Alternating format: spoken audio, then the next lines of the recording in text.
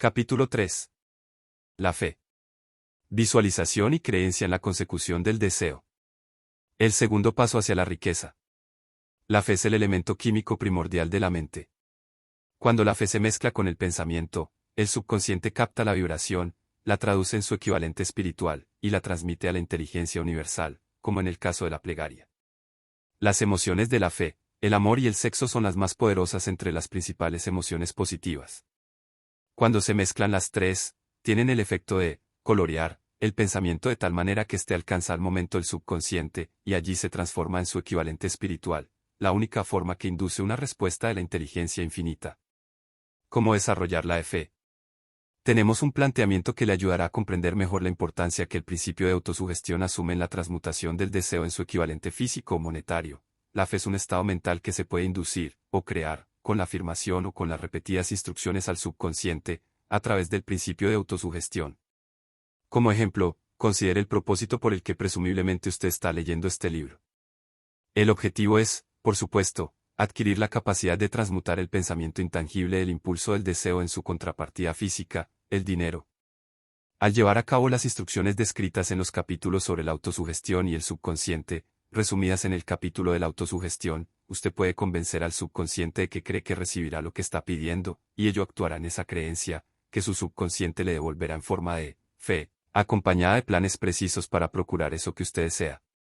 La fe es un estado mental que usted puede incrementar a voluntad, una vez que haya dominado los 13 principios, porque se trata de un estado mental que crece voluntariamente, a través de la aplicación de esos principios. La repetición de la afirmación de órdenes a su subconsciente es el único método conocido del crecimiento voluntario de la emoción de la fe.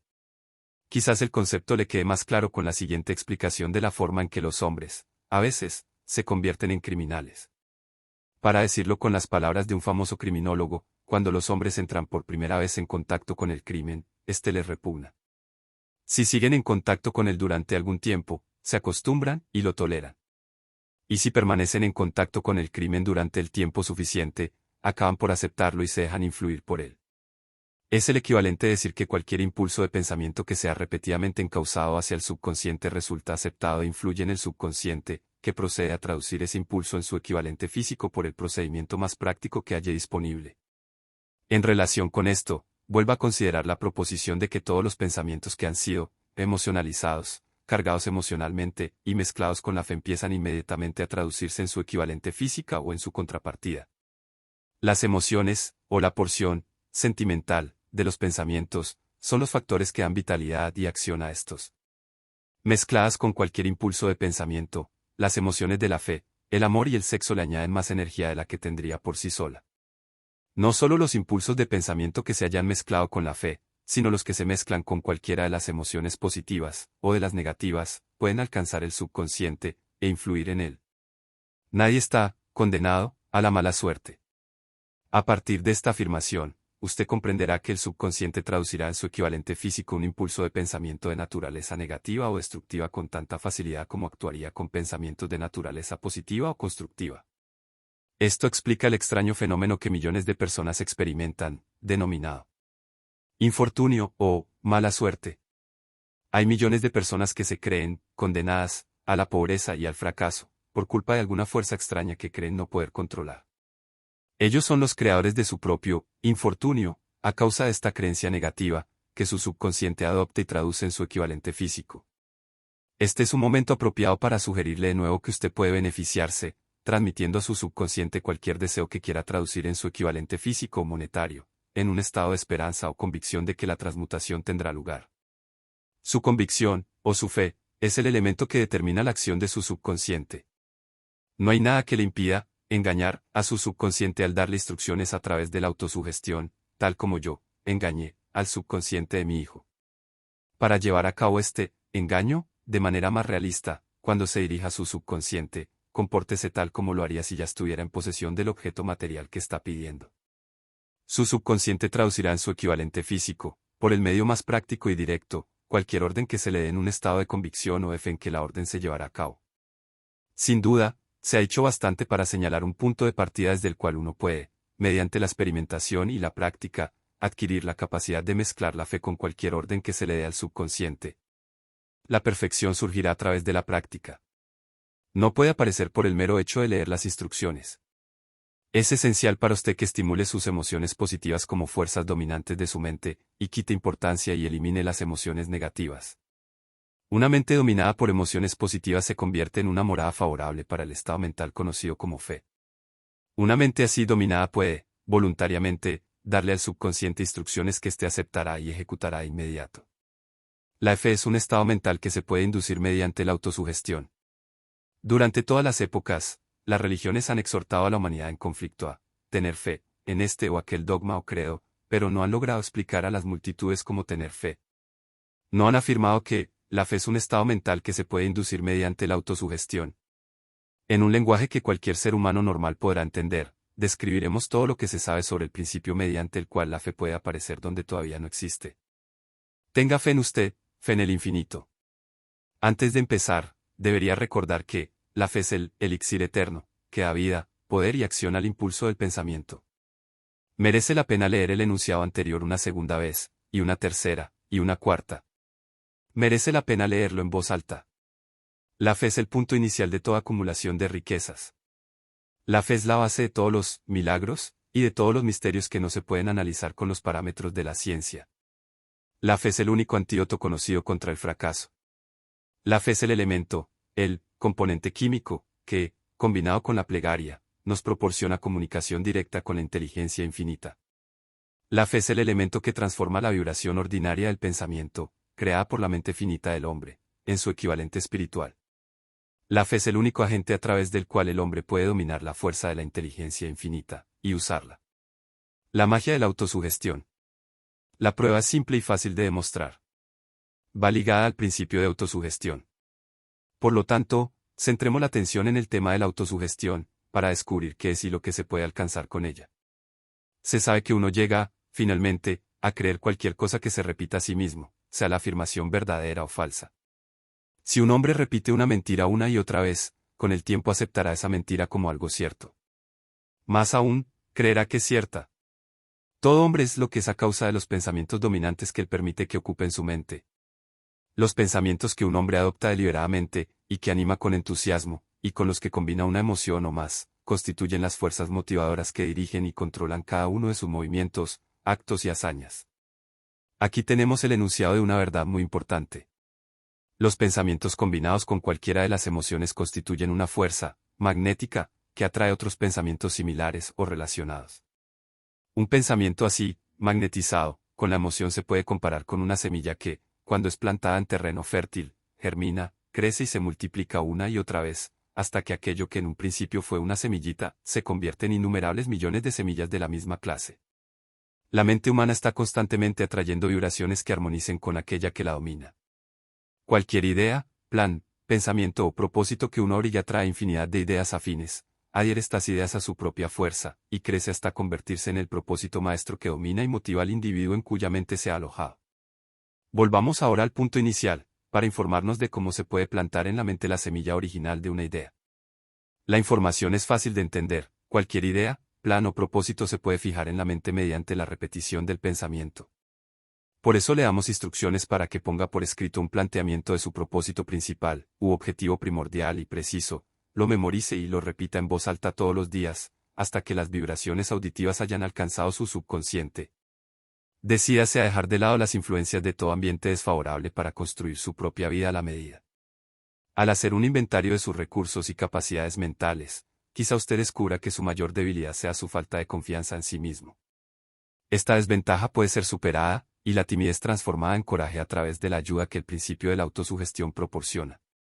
La aplicación de este principio puede ejecutarse mediante la sencilla enunciación de los impulsos de pensamiento puestos por escrito, memorizados y repetidos hasta que lleguen a formar parte del instrumental del que la facultad inconsciente de su mente disponga. Fórmula para la confianza en uno mismo.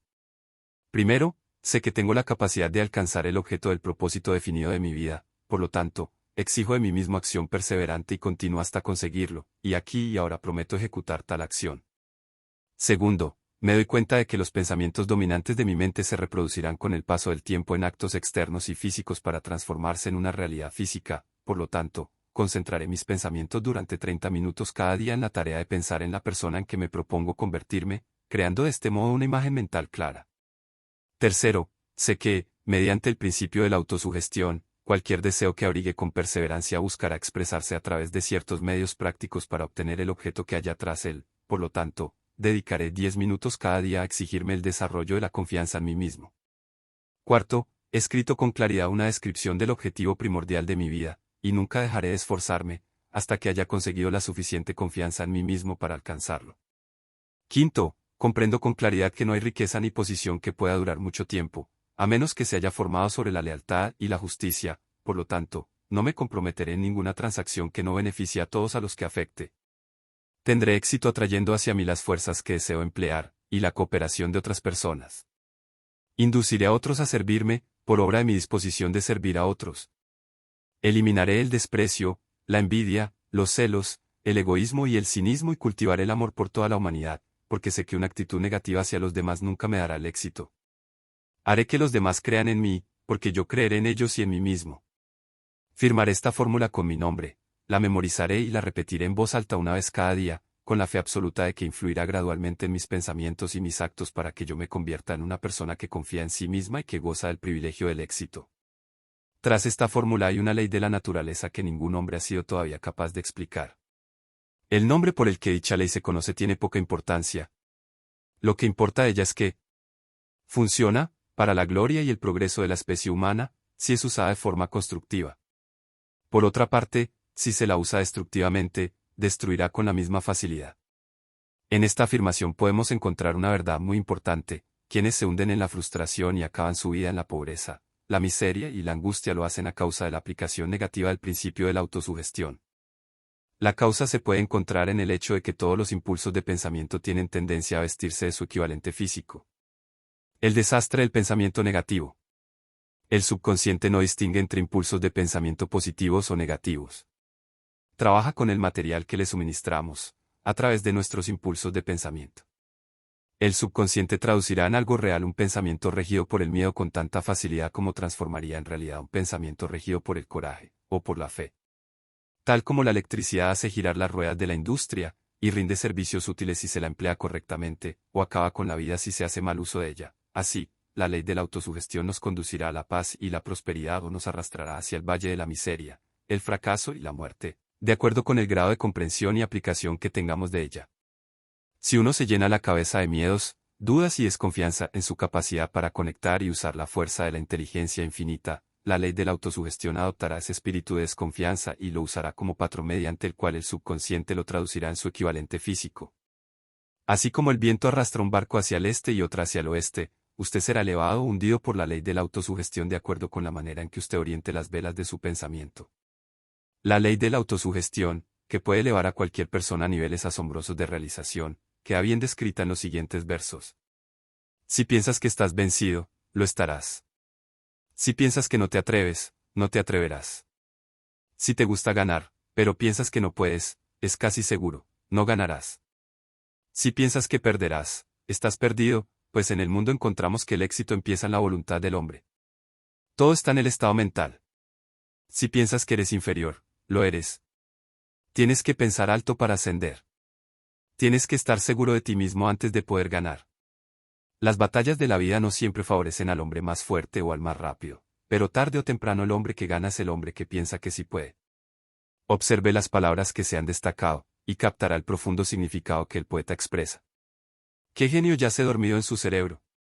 En algún rincón de su carácter está latente, dormida, la semilla de la realización que, si germinara y se pusiera en acción, lo elevaría a niveles que tal vez usted nunca soñó alcanzar.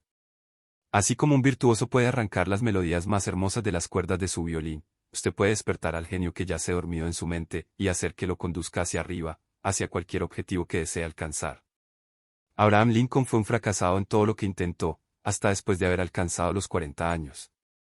Fue un don nadie, de ninguna parte, hasta que una gran experiencia entró en su vida y despertó al genio dormido que había en su corazón y en su cerebro, para darle al mundo uno de sus hombres realmente grandes. Esa experiencia estaba combinada con las emociones de la aflicción y el amor. Le aconteció a través de Anne Atlee, la única mujer a quien el amor realmente. Es sabido que la emoción del amor está ligada al estado de ánimo conocido como la fe, y esto se debe a que el amor se aproxima mucho a traducir los impulsos de pensamiento propios en su equivalente espiritual. Durante su labor de investigación, el autor ha descubierto, a partir del análisis de la vida y realizaciones de centenares de hombres de posiciones destacadas, que detrás de casi cada uno de ellos existía la influencia del amor de una mujer. Si quiere pruebas del poder de la fe, examine las realizaciones de los hombres y mujeres que se han valido de ella. El Nazareno encabeza la lista. La base de la cristiandad es la fe, no importa cuántas personas hayan pervertido o malinterpretado el significado de esta gran fuerza. La esencia de las enseñanzas y de las realizaciones de Cristo, que pueden haberse interpretado como milagros, son nada más y nada menos que fe. Si hay fenómenos milagrosos, se producen solo a través del estado mental conocido como la fe. Consideremos el poder de la fe, tal como nos la mostró un hombre bien conocido por toda la humanidad, el Mahatma Gandhi, de la India. En este hombre, el mundo tuvo uno de los ejemplos más sorprendentes de las posibilidades de la fe que conozca la humanidad. Gandhi ostentó más poder potencial que ningún otro de sus contemporáneos, y ello a pesar del hecho de que no contó con ninguna de las herramientas ortodoxas del poder, tales como dinero, barcos de guerra, soldados ni material bélico. Gandhi no tenía dinero, ni casa, ni siquiera ropas, pero tenía poder. ¿Cómo lo obtuvo? Lo creó a partir de su comprensión del principio de la fe, y mediante su capacidad para trasplantar esa fe al espíritu de 200 millones de personas. Gandhi consiguió la sorprendente proeza de influir en 200 millones de mentes para formar un conglomerado humano que se moviese al unísono, como un solo hombre. ¿Qué otra fuerza de este mundo, aparte de la fe, puede lograr tanto? Como una idea construyó una fortuna. Debido a la necesidad de la fe y de la cooperación en el funcionamiento de los negocios y de la industria, será tan interesante como provechoso analizar un suceso que nos proporciona un excelente ejemplo para la comprensión del método por el cual los industriales y los hombres de negocios acumulan grandes fortunas al dar antes de intentar recibir. El suceso elegido para este ejemplo data de comienzos de siglo, cuando se estaba formando la United States Steel Corporation, Corporación del Acero de Estados Unidos. A medida que lea la historia, tenga presente esos hechos fundamentales, y comprenderá cómo las ideas se han convertido en fortunas inmensas. Si usted es de los que se han preguntado a menudo cómo se han acumulado las grandes fortunas, esta historia de la creación de la United States Steel Corporation le resultará esclarecedora. Si tiene alguna duda de que los hombres pueden pensar y hacerse ricos, esta historia disipará esa duda, porque usted podrá ver con claridad en la historia de la United States Steel Corporation la aplicación de una porción importante de los principios que se describen en este libro. El asombroso relato del poder de una idea ha sido escrito de forma espectacular por John Lovell, del New York World Telegram, y la transcribimos con su cortesía. Un bonito discurso de sobremesa por $1.000 millones. Aquella noche del 12 de diciembre de 1900, en la que unos 80 miembros de la sociedad financiera se reunieron en el salón de banquetes del University Club, en la Quinta Avenida, para hacer los honores a un hombre joven del oeste de Estados Unidos, ni media docena de los invitados supuso que estaban a punto de presenciar el episodio más importante de la historia de la industria estadounidense. J. Edward Simmons y Charles Stewart Smith, llenos de gratitud por la pródiga hospitalidad con que Charles M. Stewart les había regalado durante una reciente visita a Pittsburgh, habían organizado la cena para presentar a aquel empresario del acero de 38 años a la Sociedad de Banqueros del Este de Estados Unidos. Pero no esperaban que magnetizara de tal modo la convención. De hecho, le advirtieron que los corazones que rellenaban las camisas de Nueva York no reaccionarían a la oratoria, y que si no quería aburrir a los Stillman y los Harriman y los Vanderbilt, sería mejor que se limitara a 15 o 20 minutos de intrascendencias amables, pero nada más. Incluso John Pierpont Morgan, sentado a la derecha de Schwab, como indicaba su dignidad imperial, había previsto honrar la mesa con su presencia muy brevemente. Y en lo que se refería a la prensa y al público, todo el asunto presentaba tan poco interés que los periódicos del día siguiente ni lo mencionaron. De manera que los dos anfitriones y sus distinguidos invitados probaron los habituales 7 u 8 platos. Hubo poca conversación y, versara sobre lo que versase, fue parca y discreta. Aunque algunos de los banqueros y agentes de bolsa habían visto antes a Schwab, cuya carrera había florecido en los bancos de Monongahela, ninguno lo conocía bien. Pero, antes de que la velada acabara, ellos y Money Master Morgan quedarían admirados, y un bebé de $1.000 millones, la United States Steel Corporation, nacería allí. Quizás sea una lástima para la historia que no se haya hecho ninguna grabación del discurso de Charlie Schwab en aquella cena. Sin embargo, tal vez se tratara de un discurso casero, con incorrecciones gramaticales, pues los perfeccionismos del lenguaje nunca le interesaron a Schwab, lleno de refranes y compaginado con ingenio. Pero, aparte de eso, obtuvo una fuerza y un efecto impresionante sobre los $5.000 millones de capital estimado que los comensales representaban. Cuando terminó, y la reunión vibraba todavía con sus palabras, Aunque Schwab había hablado durante 90 minutos, Morgan condujo al orador a una ventana apartada donde, balanceando las piernas en un alto e incómodo asiento, hablaron durante una hora más. La magia de la personalidad de Schwab se había puesto en acción con toda su potencia, pero lo más importante y perdurable fue el programa detallado y explícito que presentó para el engrandecimiento del acero. Muchos otros hombres habían tratado de interesar a Morgan en montar juntos un trust del acero imitando los patrones de las empresas de galletas, cables y flejes, azúcar, goma, whisky, aceite o goma de mascar. John W. Gates, el apostador, lo había urgido a hacerlo, pero Morgan no había confiado en él. Los hermanos Moore, Bill y Jim, mayoristas de Chicago que habían fusionado una fosforera y una corporación de galletitas, habían tratado de convencerlo, fracasando en su intento. El Bertache Gary, el sacrosanto abogado del Estado, quiso traerlo a su terreno, mas no llegó a ser lo bastante grande como para impresionarlo. Hasta que la elocuencia de Schwab elevó a J. P. Morgan a las alturas desde donde pudo visualizar los sólidos resultados del proyecto financiero más atrevido que se hubiera concebido nunca, la idea era considerada un delirante sueño de especuladores ingenuos.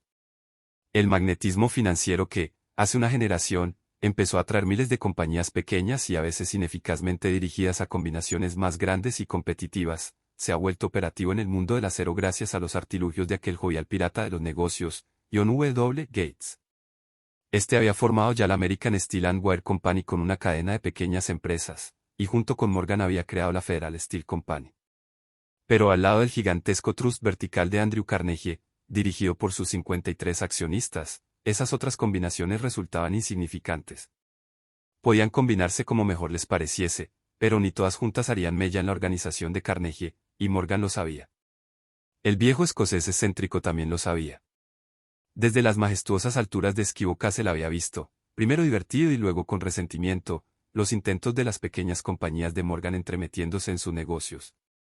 Cuando esos intentos se tornaron demasiado importantes, el mal genio de Carnegie se convirtió en ira y en deseos de venganza. Decidió duplicar cada fábrica suya por cada una que sus rivales poseyeran. Hasta entonces no había tenido interés en cables, tubos, flejes ni planchas. En cambio, se contentaba con venderle el acero en bruto a esas compañías y las dejaba que trabajaran en la especialización que quisieran. Ahora, con Schwab como jefe y lugarteniente capaz, planeaba arrinconar a sus enemigos contra la pared. Así fue como Morgan vio la solución a su problema de combinaciones en el discurso de Charles M. Schwab. Un trust sin Carnegie, el gigante, no sería ningún trust, sino un pastel de ciruelas sin ciruelas. El discurso de Schwab de aquella noche del 12 de diciembre de 1900 aportó la sugerencia, que no la solicitud, de que el vasto imperio Carnegie podía llegar a estar bajo la sombra de Morgan.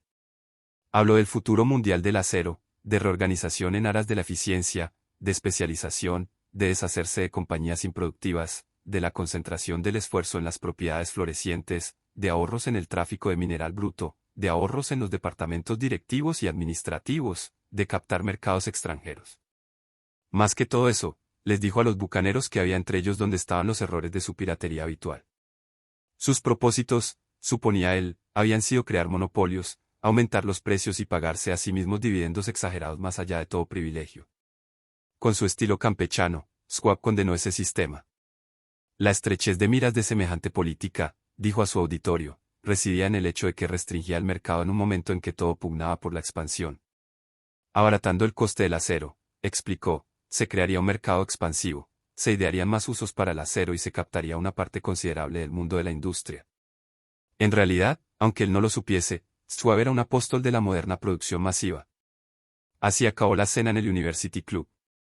Morgan se fue a su casa, para pensar en las predicciones de progreso de Schwab. Schwab regresó a Pittsburgh, a dirigir el negocio siderúrgico para Andrew Carnegie, mientras Gary y todos los demás volvían a sus teletipos, para especular, anticipándose al próximo movimiento. No tardó mucho en suceder. A Morgan le llevó más o menos una semana digerir el festín de razonamientos que Schwab le había puesto delante. Cuando se aseguró de que no iba a sufrir ninguna indigestión financiera, llamó a Schwab, y se encontró con un hombre bastante tímido. Al señor Carnegie, le dijo Schwab, quizá no le alegrara mucho descubrir que el presidente de su conglomerado de empresas había estado coqueteando con el emperador de Wall Street, el barrio que Carnegie había resuelto no pisar jamás. Entonces John W. Gates, que hacía de intermediario entre Morgan y Schwab, sugirió que si Schwab estuviera casualmente de paso por el Bellevue Hotel, de Filadelfia, J. P. Morgan podía coincidir con él en el mismo sitio. Sin embargo, cuando Schwab llegó, Morgan se hallaba enfermo en su casa de Nueva York, y, presionado por la invitación del hombre mayor, Schwab viajó a Nueva York y se presentó ante la puerta de la biblioteca del financiero.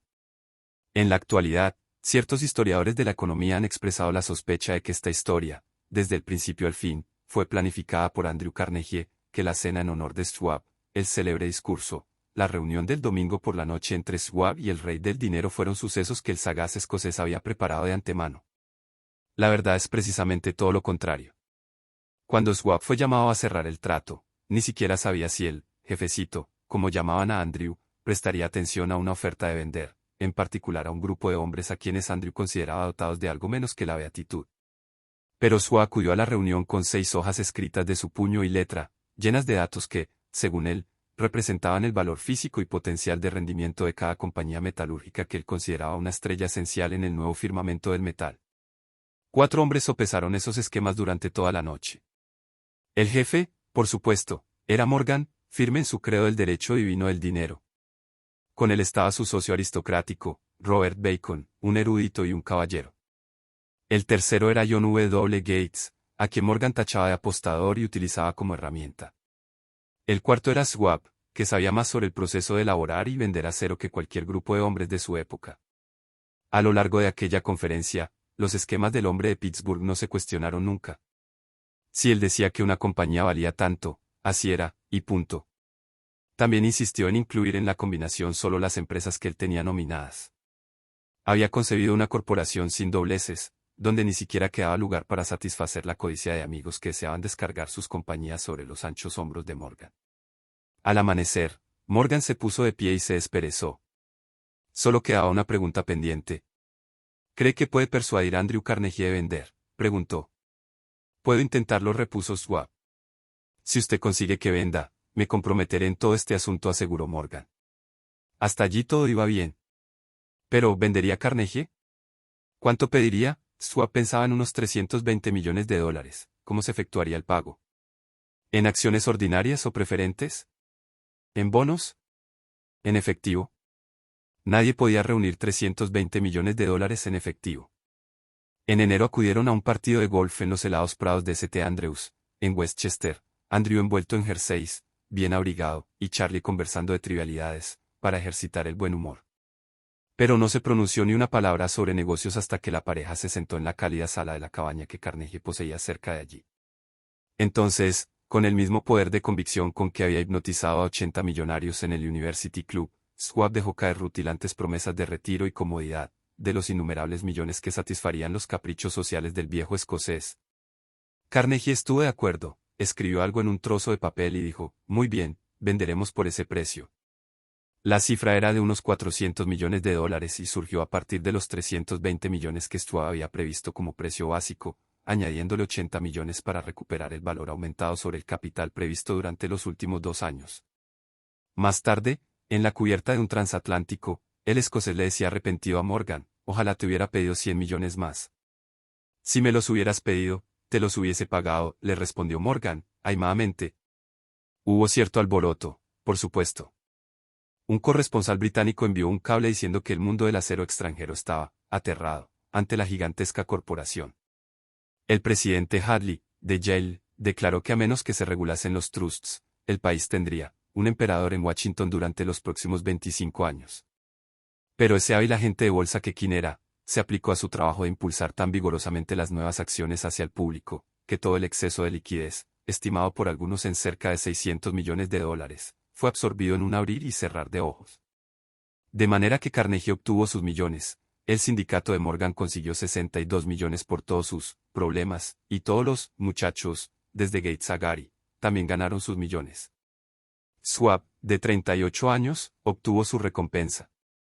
Fue nombrado presidente de la nueva corporación, y ostentó el cargo hasta 1930. La riqueza empieza con el pensamiento. La impresionante historia del gran negocio que usted acaba de leer es un ejemplo perfecto del método por el cual el deseo puede transmutarse en su equivalente físico. Esa gigantesca organización se creó en la imaginación de un hombre. El plan por el que le proporcionaban a la organización hornos de acero que aportaban su estabilidad financiera se creó en la mente de la misma persona. Su fe, su deseo, su imaginación, su perseverancia fueron los verdaderos ingredientes esenciales que conformaron la United States Steel Corporation. Los hornos y los equipos mecánicos adquiridos por la empresa, después de haber surgido a la existencia legal, fueron incidentales, pero un análisis cuidadoso revelará el hecho de que el valor aumentado de las propiedades adquiridas por la corporación se incrementó en unos $600 millones, por la mera transacción que los consolidaba bajo una misma gerencia. En otras palabras, la idea de Charles M. Schwab, sumada a la fe con la que contagió a J. P. Morgan y a los demás, había dado unos beneficios de unos $600 millones. No es una suma insignificante por una sola idea. La United States Steel Corporation prosperó hasta convertirse en una de las empresas más ricas y poderosas de Estados Unidos, dando empleo a miles de personas, desarrollando nuevas aplicaciones para el acero, y abriendo nuevos mercados, demostrando de ese modo que los $600 millones de beneficio que la idea de Schwab produjo estaban bien merecidos. La riqueza empieza en la forma de un pensamiento. La cantidad está limitada solo por la persona en cuya mente esa idea se pone en movimiento. La fe elimina las limitaciones. Recuerde esto cuando esté listo para negociarle a la vida lo que usted desee como precio por haber pasado por ella. Tu mente es tu activo más valioso. Si la lección de hoy en Voces de la Prosperidad ha resonado contigo, apoya este camino hacia la abundancia con un me gusta y suscríbete para no perderte ningún peldaño de esta escalera al éxito. No dejes que el impulso se detenga, el siguiente capítulo ya te espera en la lista de reproducción de Piense y hágase rico. Haz clic ahora para continuar tu transformación en orden y sin interrupciones. Gracias por permitirme acompañarte en este viaje hacia tu mejor versión. Nos vemos en el próximo capítulo.